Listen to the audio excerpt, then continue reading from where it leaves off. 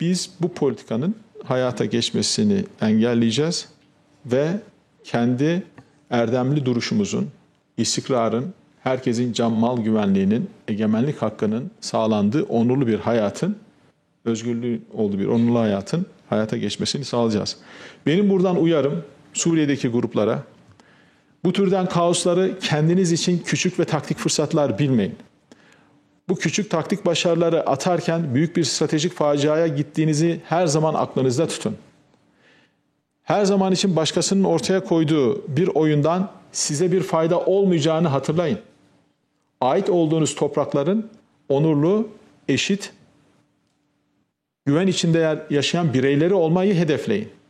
Başkasının yardımıyla oluşturulmuş, kan üzerine kurulmuş kaostan otonomi çıkarmaya çalışan, bağımsızlık çıkarmaya çalışan, bunun içinde her şeyi yakıp yıkmaya hazır olan bir perspektifte olmayın.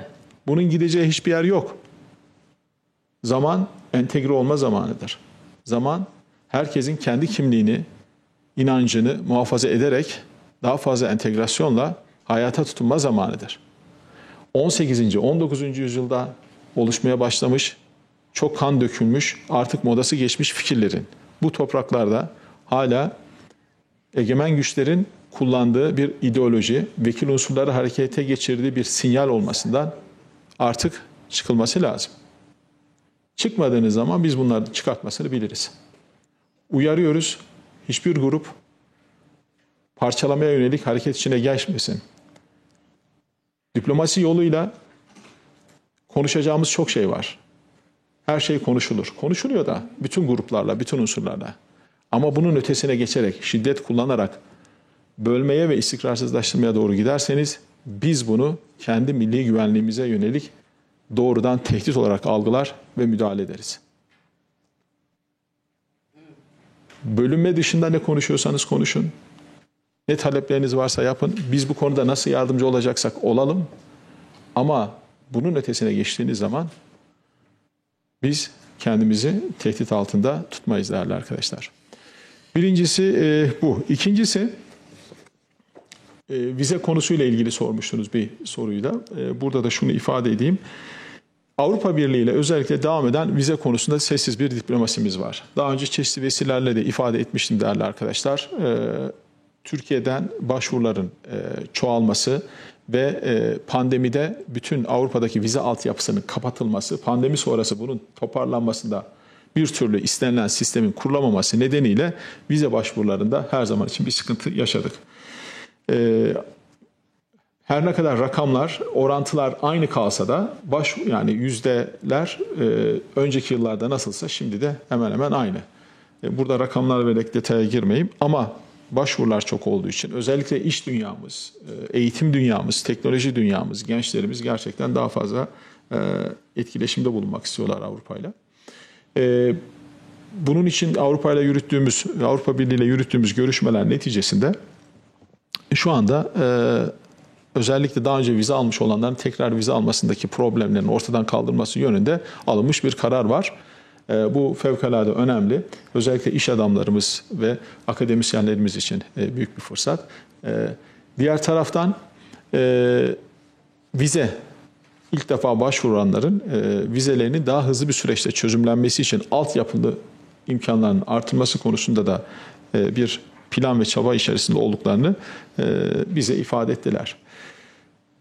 Bu elde edilen iyi haber tabii ki bizim için yeterli değil değerli arkadaşlar. Bizim nihai hedefimiz Avrupa Birliği aday ülkesi olarak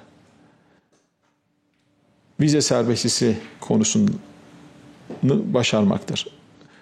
Şu ana kadar normalde Avrupa müktesebatı ve maceramız çerçevesinde bizim vize serbestisi alanına girmiş olmamız lazımdı. Çünkü Avrupa politikalarıyla, entegrasyonuyla bu kadar çok meşgul olan bir ülke, kendini bu kadar çok Avrupa'ya uyumlandıran bir ülkenin belli bir aşamadan sonra zaten vizeyle ilgili bir sorun kalmaması lazım. Ama biliyorsunuz 2019'dan sonra bizim özellikle kendi toprak bütünlüğümüzü, ulusal güvenliğimizi korumak için Suriye'de yaptığımız operasyonlardan sonra ortaya konan bir tavır var ve bu tavırda karşılıklı atılmış adımlar var. Yeni dönemde son birkaç yıldır bunu tekrar Cumhurbaşkanımızın iradesiyle bir rotaya oturtulmuş durumdayız. Avrupalı liderlerden de bu konuda belli düzeyde anlayış görüyoruz. Amacımız tabii ki tamamıyla bir vize serbestisi politikasına girmek. Fakat Avrupa'da biliyorsunuz iç siyaset son birkaç yıldır özellikle yabancı düşmanlığı etrafında şekillenen bir hal almaya başladı. Bu da tabii vize liberalizasyonu konusunda da bir takım problem alanlarını beraberinde getirmekte. Ama şunu ifade etmek istiyorum. Tıpkı bu aldığımız ara başarı neticesi gibi daha köklü çözümler için çalışmaya devam edeceğiz. Yani Avrupa Birliği'nden şu anda gelen bu haber iyi bir haber çalışmalarımız neticesinde ama yeterli bir haber değil. Onun altını da çizeyim.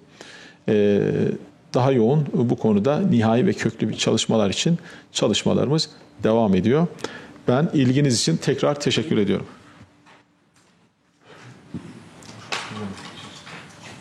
Evet değerli izleyenler, Ankara'da Dışişleri Bakanı Hakan Fidan El Salvadorlu mevkidaşıyla bir basın toplantısı düzenledi. Kameraların karşısında basın mensuplarının soruları yanıtlandı.